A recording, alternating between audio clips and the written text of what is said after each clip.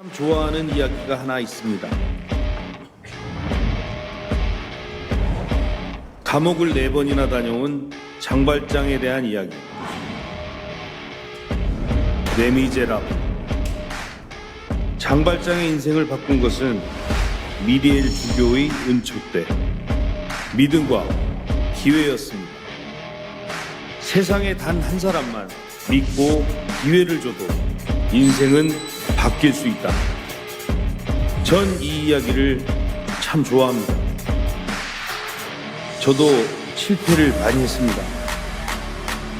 처음부터 멋있게 사는 인생도 있지만 실패와 실수를 반복하며 멋있어지는 인생도 있는 거라 하더군요. 부모 없는 애, 가정교육을 제대로 못 받았을 거야. 애들을 위해서라도 정신을 차려. 5억의 빚을 지고 있는 전직 망한 아이돌 편집 백수. 이제 선수생활 끝났는데 쟤네들은 그 가족 버리고 도망치는 내가 남들과는 조금 다르구나. 어쩌면 우리 모두에게 필요한 건 제대로 된 기회일지도 모릅니다. 기회조차 없었던 그들에게 절실하게 부딪혀 볼 수 있는 그런 판을 만들어주는 거죠.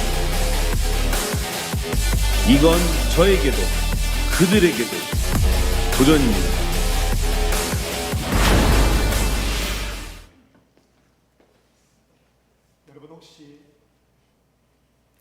여러분 혹시 이 백종원의 레미제라블이라고 하는 프로그램 보신 분 계실까요?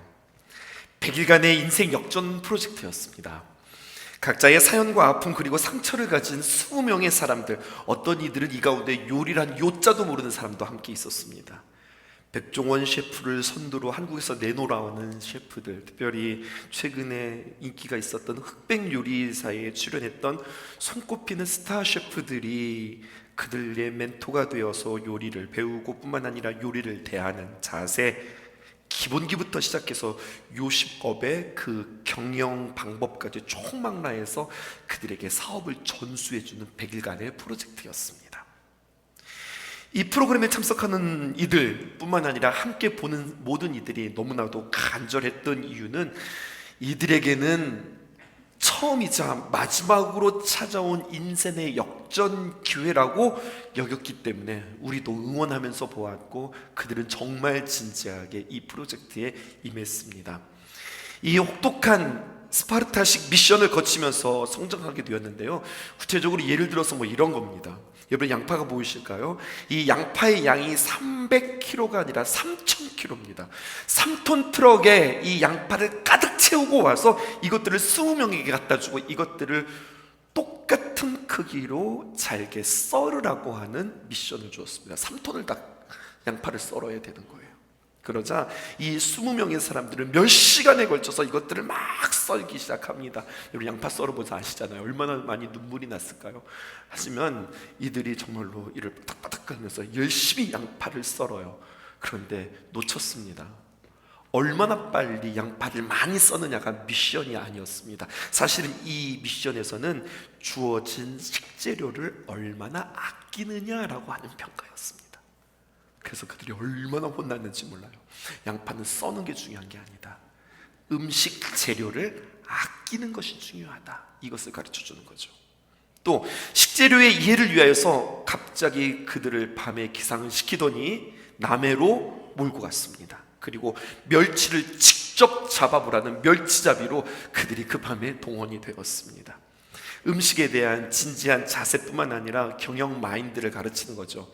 우리의 밥상에 올라오는 작은 멸치 하나가 어떻게 잡혔으며 어떻게 솥에 삶아졌으며 그리고 그것들이 어떻게 건조되어서 우리 밥상에 올라오느냐, 이 식재료의 이해들을 그들에게 가르치기 위해서 그들은 밤새 이 멸치잡이하는 그러한 훈련도 해보았습니다.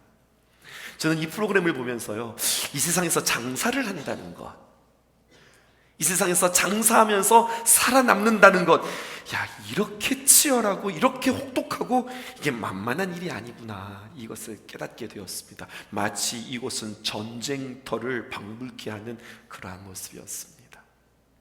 오늘 성경으로 돌아와 볼까요? 성경에도 오늘 전쟁의 이야기가 있습니다. 더 치열한 전쟁입니다. 어떤 전쟁이냐? 가나안 땅에 이제 광야에서 있었던 다음 세대들이 들어가서 그곳에서 7 족속과 마주하고 벌여야 하는 싸움인데요. 그들은 어떻게 싸워야 할까요?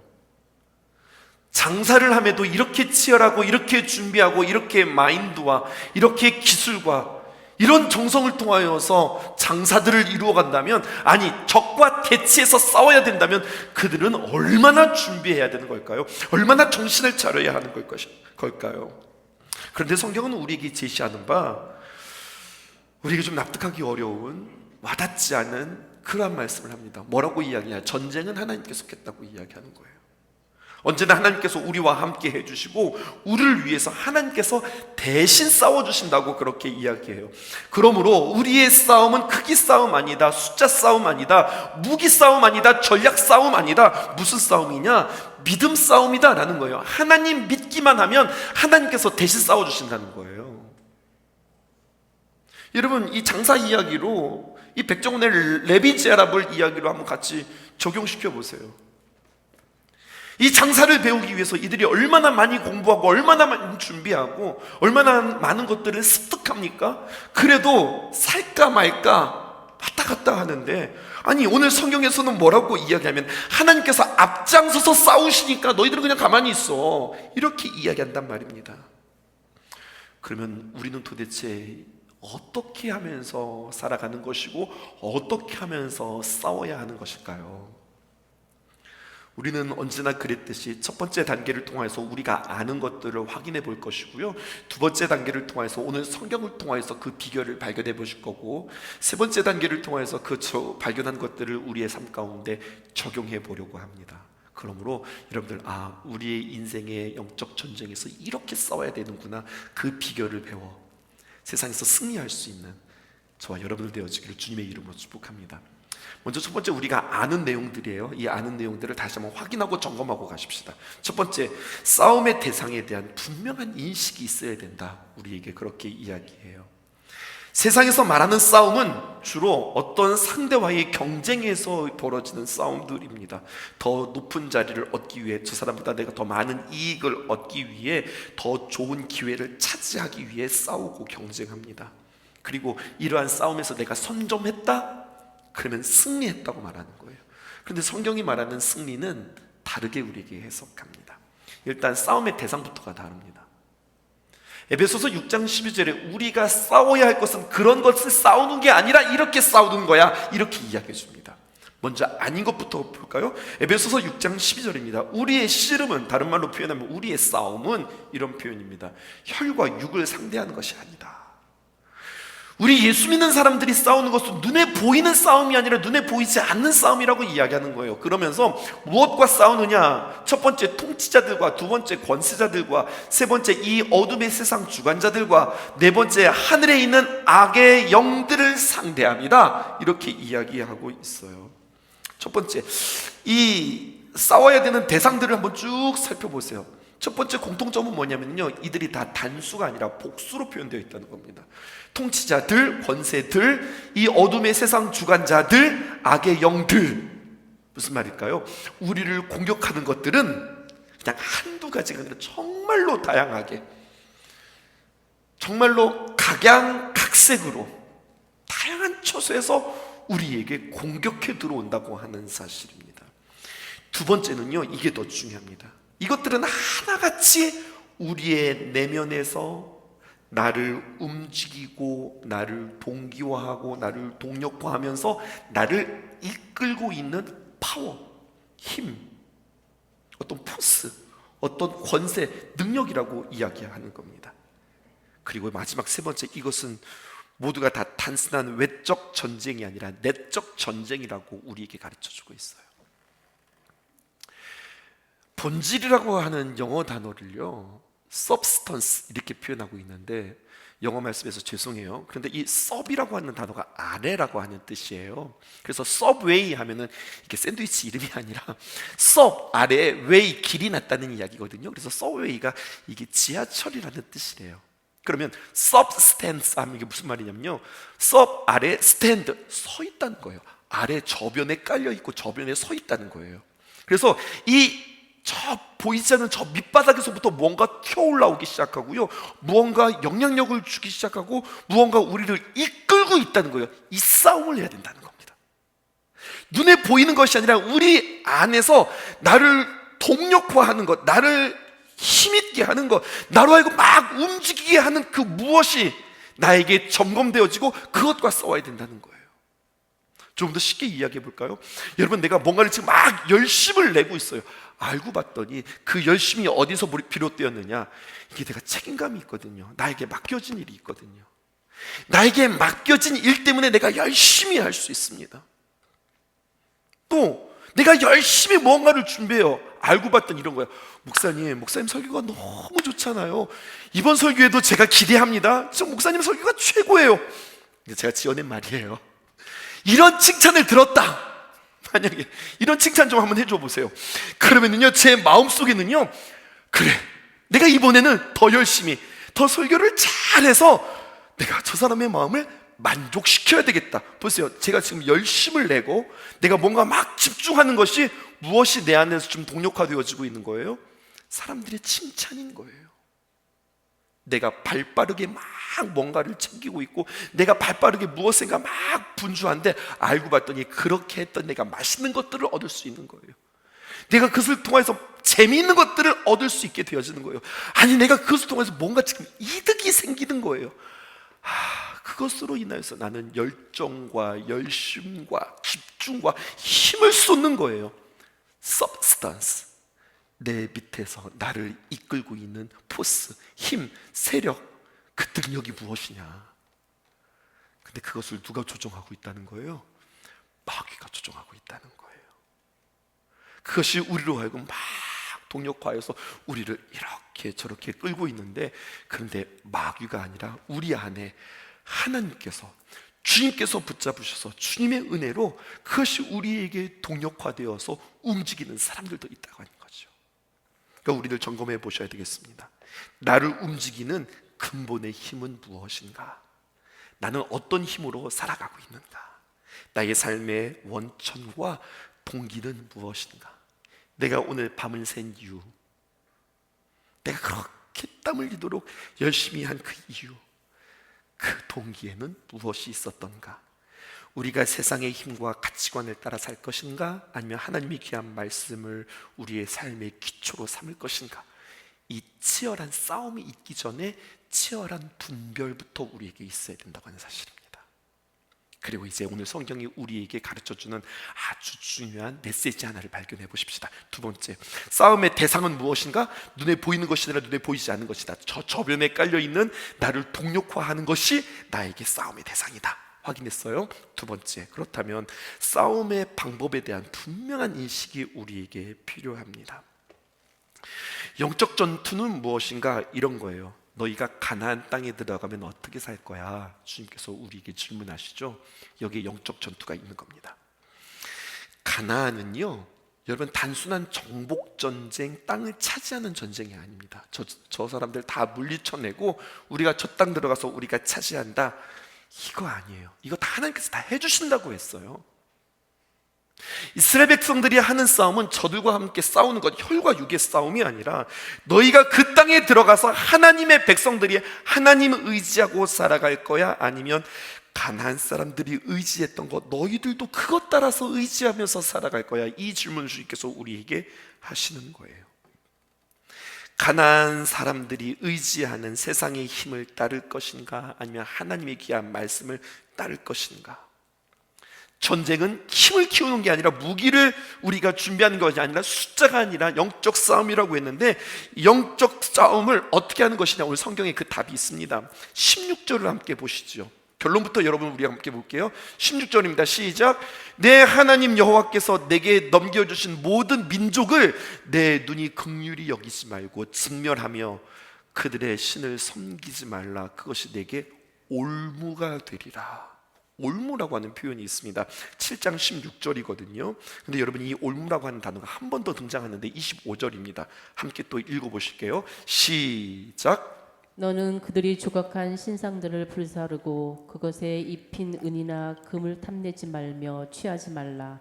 내가 그것으로 말미암아 올무에 걸릴까 하노니 이는 내 하나님 여호와께서 가증히 여기시는 것임이니라. 여러분 마음속에 생각하십시오. 영적 전쟁은 무슨 싸움이냐? 올무 싸움이라고 하는 겁니다. 덫 싸움이라고 하는 거예요. 이 예를 돕기 위해서 제가 사진 하나 준비했는데 적절한 사진은 아닌 것 같아요. 여기 뭐가 빠졌습니다. 이게 지금 올무라고 제가 준비해 놓은 거거든요. 덫이라고 준비했는데 여기에 뭐가 빠졌을까요? 미끼가 빠졌어요.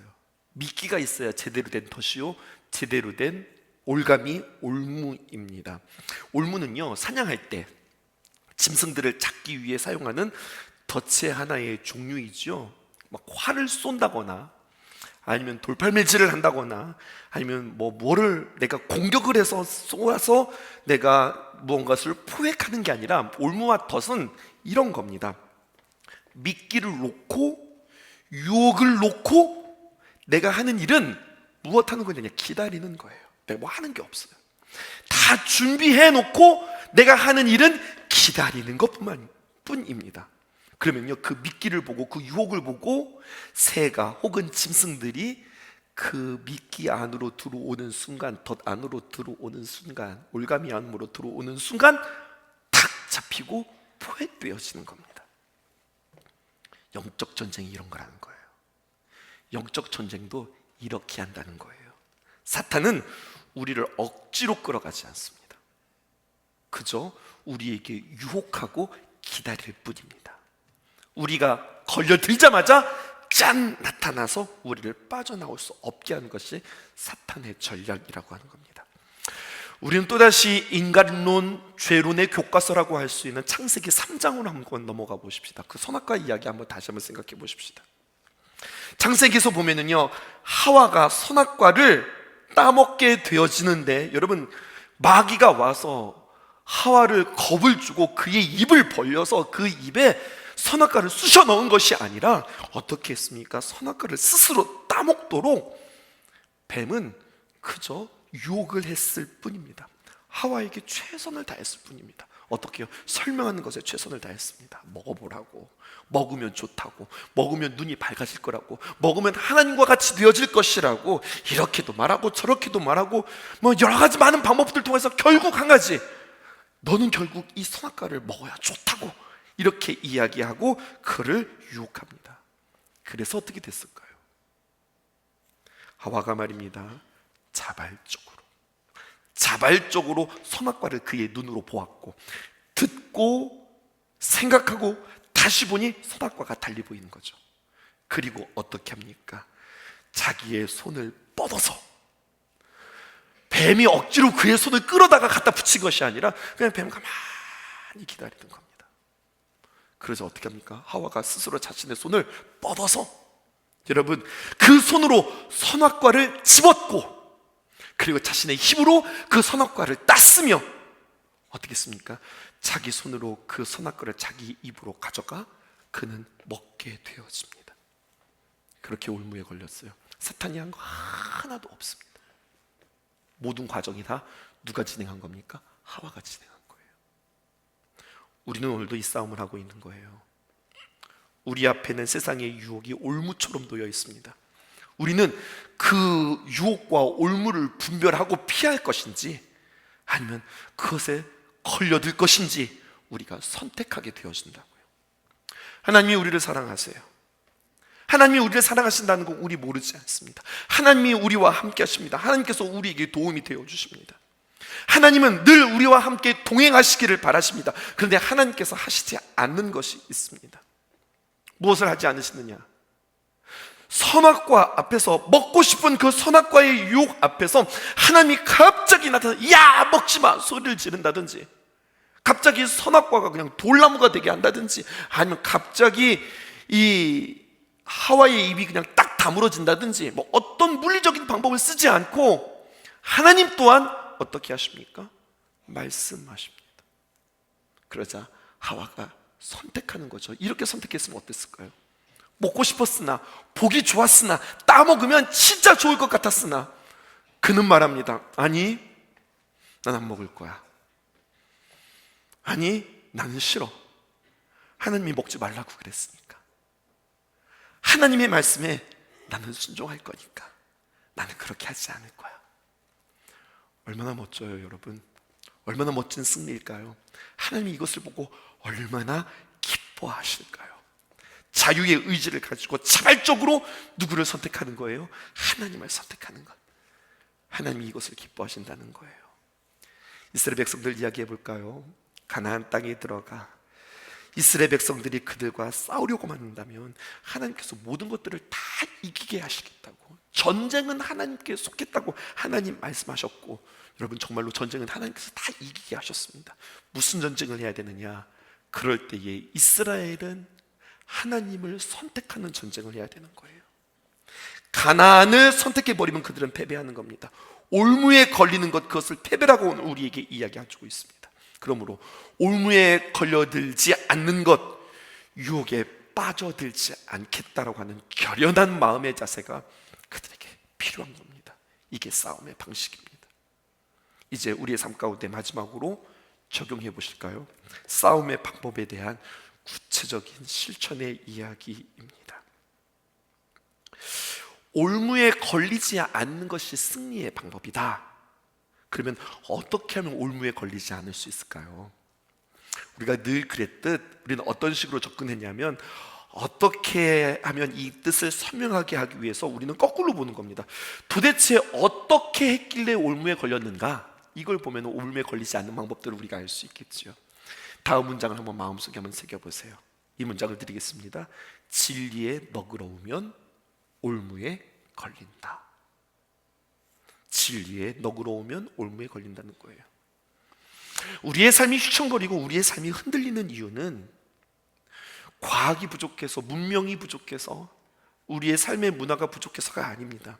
아니요, 과학과 문명과 우리가 누리는 이 문화들은 시간이 가면 갈수록 화려해지고 단단해지고 커지고 멋져졌습니다. 그런데 그와는 별개로 우리의 마음들은 여전히 흔들리고, 그리고 우리의 마음들은 여전히 휘청거리고 있습니다. 왜 그럴까요? 성경도 우리에게 이렇게 이야기합니다. 세상이 발전했음에도 불구하고 우리가 휘청거리고 우리가 흔들리는 이유, 그것은 절대 가치, 절대 진리를 놓쳤기 때문이다 라고 이야기하는 거예요. 잘 안 와닿으시죠? 다음 문장을 한번 보세요. 이 시대를 어떻게 정의하고 있느냐, 이렇게 표현합니다. 이 시대를 가리켜서 포스트 모더니즘의 시대다라고 이야기해요. 이 단어를 분해하면 이런 뜻입니다. 포스트라고 하는 말은 이후라고 하는 뜻이고요, 모던이라고 하는 것은 근대라고 하는 거예요. 그러니까 이 시대는 어떤 시대냐? 근대 이후의 시대라고 하는 거죠. 포스트 모더니즘, 한마디로 말해서 근대 이후, 지금 살아가는 이 시대를 말하는데, 이 시대를 살아가는 사람들의 생각 속에는 어떤 생각들이 있는가 하면 다 수용하고 다 포용하자, 여러분 이러한 생각들로 가득 차 있습니다. 이걸 다른 말로 표현하면 다원주의다라고 그렇게 이야기해요. 모든 것은 다를 수 있으며 다를 수 있는 것을 인정하는 것, 그것은 넉넉한 것이고 그것은 선이다라고 이해하는 것이 다원주의예요. 틀린 것이 아니야, 단순히 다를 뿐이야, 그렇게 이야기하죠. 저도 이 말 참 좋아해요. 저도 이 말 참 많이 쓰는 것 같아요. 여러분 이렇게 말하는 거죠. 그럴 수도 있지, 그럴 수도 있지. 다른 것은 틀린 게 아니야. 다른 것은 틀린 게 아니야. 각자의 생각이 그냥 다를 뿐이야. 저도 이런 말 참 좋아하고 이런 말을 많이 하면서 살아가는 것 같아요.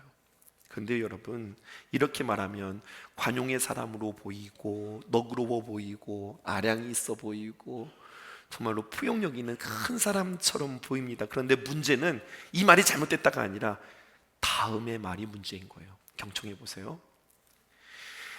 분명 다른 것이 아니라 틀린 것인데, 틀린 거거든요. 그런데 틀린 것도 맞는 것처럼 인정하자는 것이 이게 문제라는 거예요. 다시 한번, 분명 이것은 다른 게 아니에요. 이건 틀린 거예요. 틀렸는데 틀린 것도 맞는 것으로 인정하자는 것, 여러분 이게 문제라고 하는 거예요. 분명히 틀렸는데 틀린 것을 포용하고 인정하자는 거예요. 틀렸잖아. 틀린 것을 어떻게 인정해? 우리가 반문하겠죠. 이때 포스트 모더니즘에서는 사람들은 어떻게 이야기하냐? 틀렸다고? 너 지금 틀렸다고 이야기했어. 그럼 틀렸다고 하는 근거가 뭔데? 그 근거를 대봐. 이렇게 이야기하는 거예요. 이 근거가 흔들린 겁니다. 이 절대가치, 절대 진리가 없으니 틀렸다고 이야기할 수 있는 근거가 없는 거예요. 포스트 모더니즘이 뭐라고 그랬습니까? 근대 이후라고 그랬죠. 이후가 있으면 이전이 있지 않겠습니까? 이것을 프리모더니즘이라고 그렇게 이야기합니다. 근대 이전 말입니다. 근대 이전에는요, 사회가 하나의 보편적 가치로 돌아갔습니다.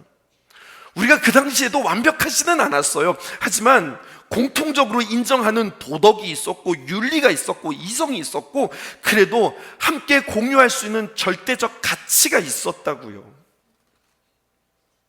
그런데 근대 이후가 되어지자 이러한 가치들이 붕괴되었고, 다채로운 색깔을 인정하는 것, 그것을 선이라고 말하는 시대로 우리가 접어들었다는 겁니다. 구체적으로 어떻게 해요? 성을 내가 선택할 수 있어요.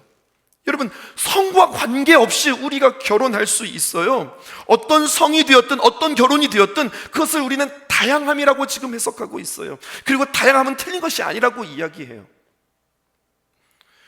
제자가 스승을 때리는 시대가 되었습니다. 그리고 그것에 대해서 인권이라고 하는 것으로 가지고 그것들을 포장하고 그것들에 대해서 무마시키는 시대가 우리의 시대예요. 포스트 모던의 시대에 통치자들, 권세자들, 어둠의 세상 주관자들, 하늘에 있는 악의 영들은 기억하십시오. 앞에서 대놓고 싸우지 않습니다. 가치관 싸움을 하는 거예요. 저변의 싸움을 하는 겁니다. 우리들 이야기해 볼게요. 우리와 먼 이야기인 것 같으세요? 우리들 이야기해 보십시다. 우리가 우리 현상들을 바라보면서 내 마음속으로, 야, 저렇게 하면 안 되는 거 아니야? 또 우리 예수 믿는 사람들은 주님 안에서, 말씀 안에서, 신앙 안에서 뭔지 내 마음이 이게 시원하지가 않아. 마음이 시원하지 않아. 고민하다가 다들 그러니까, 다들 그렇게 하니까, 그리고 많은 숫자들이, 많은 사람들이 인정하는 상대의 가치의 세상으로 들어가다 보니까 그나마 내 안에 있었던 어떤 절대 가치가 이게 점점점 사라지고, 이게 뭐가 맞는 건지 뭐가 틀리는 건지 헷갈리기 시작하는 거예요. 그러다가 보기에 나도 좋아 보이는 거예요. 사람들이 다 그렇게 하고, 사실 나도 신앙이라고 하는 이름 때문에 참고 있었지, 나도 사실은 그렇게 하고 싶다고요. 그렇게 놀아보고 싶고, 그렇게 연애하고 싶고, 그렇게 살고 싶고, 그렇게 즐기고 싶고. 여러분, 많은 사람들이 그 길로 가니까, 심지어는요, 많은 사람들이 가는데, 그냥 많은 사람들이 가는 게 아니라 나랑 가까운 사람들, 나랑 친한 사람들도 다 그렇게 살아가는 거예요. 심지어 나에게 선한 영향력을 주고 있는 사람들도 그렇게 하니까, 나도 모르는 사이에 내가 틀렸나? 나도 모르는 사이에 점점 미끼 앞으로, 올무 앞으로 가다가 결국 나는 채워지더라는 이야기입니다. 그래서 행복하냐고요. 그래서 나아졌냐고요. 그래서 내 안에 선한 것들이 있냐고요. 자, 이스라엘 백성들이 가나안 땅에 들어가기 시작하였습니다. 가자마자 그들은 정말 다른 세상을 만나게 되어집니다. 그전에는 어떤 세상이었는데요? 정처 없이 광야에서 그 다음 날을 모르고 어디로 가야 될지를 모르고 찬바람 맞으며 모래바람 맞으면서 살았습니다. 집 같지도 않은 텐트, 장막에서 그들은 살아야 했고, 유목문화, 광야에서 살았던 그들이, 유목문화에 있었던 그들이 이제 유혹의 문화로 들어가게 되어집니다. 농경문화, 목초지, 근사한 집이 있습니다. 초장과 맑은 시냇가에서 풍요가 무엇인지 이제 그들은 경험하기 시작했어요. 정착했단 말입니다. 애쓰는 만큼, 수고하는 만큼, 내가 수확하는 만큼 나의 재산이 되어지는 겁니다. 그럼요, 그런 문화 가운데에서 자연스럽게 생기는 제사법이라든지 그들의 의식들, 그들이 먼저 와서 그렇게 살았던 사람들의 삶의 문화와 행태들이 얼마나 매력적이고, 더 나아가 얼마나 자극적이고, 얼마나 그들을 유혹하는지. 우리가 이전에는 이렇게 살았지만 로마에 가면 로마의 법을 따르라고 했다고. 이제 농경문화에 와서 우리는 이제 옛날의 구습을 버리고 이제 저렇게 살아야 되는 거 아니야? 은근한 부러움이 그들에게 들어오고, 나의 마음과 생각들이 이렇게 흔들리기 시작하는 거예요. 그때 하나님께서 오늘 말씀을 주시는 겁니다. 그렇게 흔들릴 것 같은 그들에게 12절 말씀하십니다. 오늘 내용을 잘 들어보세요. 12절입니다. 너희가 이 모든 법도를 듣고 지켜 행하면 내 하나님 여호와께서 내 주상들에게 맹세하신 언약을 지켜 내게 인애를 베푸실 것이라. 13절 보실까요? 곧 너희를 사랑하시고 복을 주사 너를 번성하게 하시되 내게 주리라고 내 조상들에게 맹세하신 땅에서 내 소생에게 은혜를 베푸시며 내 토지 소산과 곡식과 포도주의 기름을 풍성하게 하시고 내 소와 양을 번식하게 하시리니. 쭉 주님께서 말씀하세요. 그런데 여러분, 이 말씀에는 말씀의 의미뿐만 아니라 이 말씀의 뉘앙스를 보세요. 뭔가 하나님이 지금 장황하세요. 장황해요. 갑자기 하나님이 뭔가 지금 말을 막 하시는 것 같아요. 그리고 그 많은 말씀 중에 지금 하나님께서 많은 말씀들을 하지만 사실은요, 한 가지를 계속해서 강조하고 있어요. 다시 한번 보여드릴게요. 12절 다시 한번 보십시다. 너희가 이 모든 법도를 지켜 행하면 누가? 내 하나님 여호와께서 너희에게 인애를 베푸실 것이라. 누가요? 내 하나님 여호와께서 너희에게 인애를 베푸실 것이라. 13절 보세요. 너를 사랑하시고, 누가 사랑하시는 거예요? 여호와 하나님이. 복을 주사, 누가 복을 주시는 거예요? 여호와 하나님이. 너를 번성하게 하시되, 누가? 여호와 하나님이. 내 소생에게 은혜를 베푸시며, 누가? 여호와 하나님이. 토지 소산과 곡식과 포도주와 기름을 풍성하게 하시고, 누가? 여호와 하나님이. 소와 양을 번식하게 하시리니, 누가? 여호와 하나님이. 14절 보실까요? 계속 반복되어져요. 14절 보십시다. 내가 복을 받음이 만민보다 훨씬 더해서. 네가 복을 받았는데 너희 중에 남녀와 너희의 짐승의 암수에 생육하지 못함이 없을 것이며. 쉽게 말해서, 야, 네가 살아가면서 네 자식들이 엄청 많아질 거야. 자식뿐만 아니라 네 짐승들이 엄청나게 많은 새끼들을 낳게 되어질 것이야. 왜? 네가 복 받았으니까. 그런데 질문할게, 그 복을 누가 주었을까? 내 여호와 하나님. 15절 보실까요? 여호와께서 또 모든 질병을 내게서 멀리하게 하사 너희가 아는 애굽의 악질에 걸리지 아니하고 너를 미워하는 모든 자에게서 걸리게 하실 것이라. 병도 안 걸리게 하겠다. 누가? 하나님께서. 장황하게 구구절절히 이스라엘의 삶을 보장하겠다고 하는 이야기를 주님께서 하고 계세요. 마치 보험설계 같지 않으세요? 보험설계 같으세요. 이것도 해주고 저것도 해주고 이렇게도 해주고 저렇게도 해주고. 여러분, 그런데요, 하나님이 무엇을 보장해 주시는가? 보험에는요, 보험, 그 보장 내용이 중요해요. 그런데요, 여러분, 이 보장의 내용이 10가지냐 100가지냐 1000가지냐 숫자가 중요한 게 아닙니다. 보장된 상황을 많이 구구절절히 지금 주님께서 숨가쁘게 말씀하시는 이유는 많은 일들, 도대체 몇 개가 나에게 보장되어지느냐, 이 숫자가 중요한 것이 아니라 이 보장을 해주시는 그 존재가 누구냐? 하나님임을 우리에게 계속해서 강조하고 계세요. 이거 누가 해준다고 그랬지? 하나님이. 그거 잊지 마. 너 가나안 땅에 가서 전혀 다른 삶들을 살아가게 되어질 거거든. 근데 누가 너를 도와준다고 그랬지? 하나님이야. 잊지 마. 내가 자식들을 많이 낳게 되어질 거야. 네가 질병에 걸리지 않게 할 거야. 하나님이 약속해 주신 거야. 하나님이야. 너의 근원, 너의 힘, 너의 동기, 너의 권세자, 너의 선택 다 누구로부터 시작된 거야? 하나님이야. 너 그 하나님 잊지 말아라. 너는 주어, 너의 삶의 주어, 너의 삶을 드라이브 하시고 너의 삶을 이끄시는 그 하나님을 잊지 말아라. 이렇게 서술을 길게 하시는 그 하나님의 마음을 아셔야 하겠어요. 그리고 오늘 말씀이 결론으로 16절 나오는 겁니다. 다시 한번 16절 볼게요.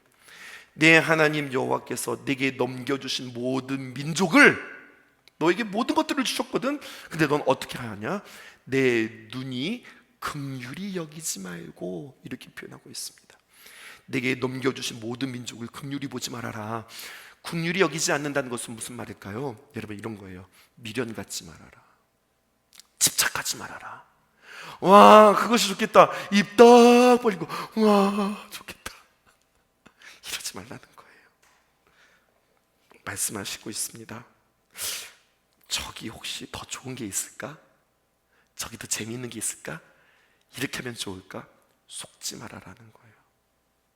세상에 아무리 좋은 것이 있다 할지라도 하나님이 주시는 그 기쁨과 비교할 수 없다고 이야기하세요. 안전해 보이지, 많은 것들을 가지고 보유하고 있으면 안전해 보이지, 너희는 안전을 위해서 살아가는 자가 아니라 하나님께서 우리에게 주시는 평안을 맛보면서 살아가는 자야. 주님께서 이것을 우리에게 말씀하시는 거예요. 그래서 찬양에 이런 찬양이 있어요. 주님을 사랑함을, 그 기쁨을, 그 즐거움을 빼앗기지 않게 하소서. 이게 영적 전쟁이에요. 나 주님 사랑하는 마음이 있고, 주님 안에서 즐거워하는 마음이 있고, 주님 사모하는 마음, 이거 빼앗기면 나는 지는 거예요. 그래서 이 찬양의 뒷부분에 어떻게 이야기합니까? 예수, 예수, 예수, 예수, 그 주님을 나는 사랑합니다 고백하는 거죠. 영적 싸움이라는 것은 무엇일까요? 하나님을 사랑하고 하나님을 예배하고 하나님 앞에 기도하는 자에게 하나님께서 그냥 놔두지 않고 우리로 하여금 아주 민감하게 하세요. 우리를 다시 한번 사랑하게 하세요. 영적인 민감도를 우리에게 주십니다. 우리에게 양심을 주십니다. 우리에게 직감을 주십니다. 그러면 여러분, 영적 싸움이라는 것은 무엇이냐면 하나님을 사랑하는 자에게 주시는 그 양심과 직감에 양보하지 않는 치열함, 이것을 지키는 것이 승리라고 오늘 우리에게 이야기하고 있어요. 마지막 때를 살아가면서 여러분, 내 스스로를 살펴볼 수 있었으면 좋겠습니다. 이번 명절을 보내면서 나의 삶을 한번 돌아보았으면 좋겠습니다. 혹시 나이가 들수록, 세월이 지나갈수록, 신앙생활을 하면 할수록 혹시 신앙의 진리에 대해서 이제는 한치의 양보도 없었는데 요사이 나는 너무나도 너그러워지지는 않았는지, 전에는 내가 주님 앞에 기도하지 않으면, 내가 주님 앞에 내가 공급받지 않으면, 주님의 귀한 감동이 없으면 나는 정말로 숨이 막혀서 살 수 없었는데, 이제는 시간이 지나도 뭐 그냥 살만하고 괜찮은 것 같고, 세상 사람들 다 그렇게 하는데 나도 그렇게 하고. 전 그런 생각했어요. 하나님 앞에 이것도, 근데 여러분, 이건 여러분들이 적용하지 마세요. 그냥 각자에게 주시는 마음들이에요. 저는 이런 마음이 있었거든요. 저는 하나님 참 사랑하는 마음으로 세상 유행가 듣지 않을 거예요. 저는 하나님 찬양 들을 거예요. 그랬거든요. 그래서 진짜 하나님 찬양만 듣고 하나님 높여드리는 그 음악만 듣고 그리 지냈는데, 어느새 세상 노래도 좋고 팝송도 좋고 세상 노래도 즐기면서, 옛날에는 그게 듣는 것이 그렇게 내가 하나님 앞에 죄스러웠거든요. 근데 좀 아무렇지도 않아. 나 옛날엔 참 그랬는데. 잘 들으셔야 돼요. 유행가 듣는 게 죄라는 얘기가 아닙니다. 그냥 제 얘기하는 거예요. 학교 갔다 오면은 집에 들어가기보다 교회 먼저 들어와서 지하에 내려가서 하나님 앞에 기도하고 하나님과 은혜 나누고, 하나님 오늘 하루의 삶이 이랬어요 라고 주님 앞에 기도했던 그 순간들이 있었고, 그때 주신 하나님의 귀한 감동과 은혜로 난 참 만족하면서 살았는데, 기도하지 않아도 너무 아무렇지도 않게 살아가는 우리들의 모습. 신앙이란 자기에게 너그러워지는 순간 바로 올무에 걸린다. 오늘 성경은 우리에게 이야기하고 있어요. 남에 대하여서 치열하게 말하지 마세요. 여러분, 나 자신에게 치열할 필요가 있습니다. 다른 사람들에게는 너그러우셔야 돼요. 우리 거꾸로 살아가는 거 아닙니까? 다른 사람들에게는 엄청 치열하고 나에게는 너그러운 삶 살아가지 않습니까? 다른 사람에게 강요하지 말고 내가 주님 앞에 서서 요즘 내가 어떻죠? 내가 주님과 어떤 관계들을 맺고 있죠?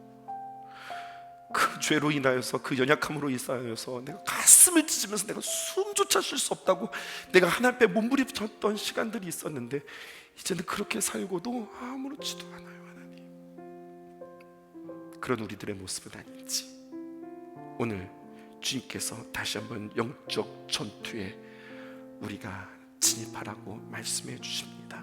승리는 하나님께 있으니 너희는 준비해라. 어떻게 준비하는 거예요? 하나님께 가까이, 더 가까이, 하나님 기뻐하시는 거, 하나님 좋아하시는 거, 하나님 원하시는 거 늘 선택하면서 살아가야 되겠다 고백하시면서 살아가는 저와 여러분들 되어지기를 주님의 이름으로 축복합니다.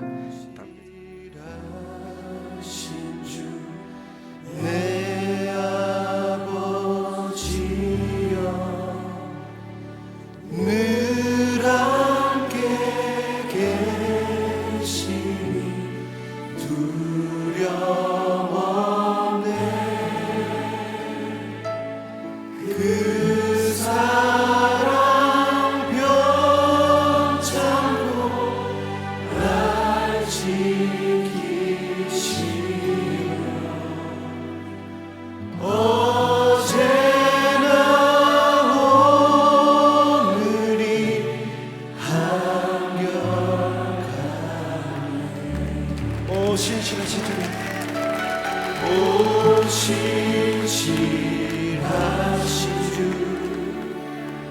오 신실하신 주, 날마다 자비를 베푸시며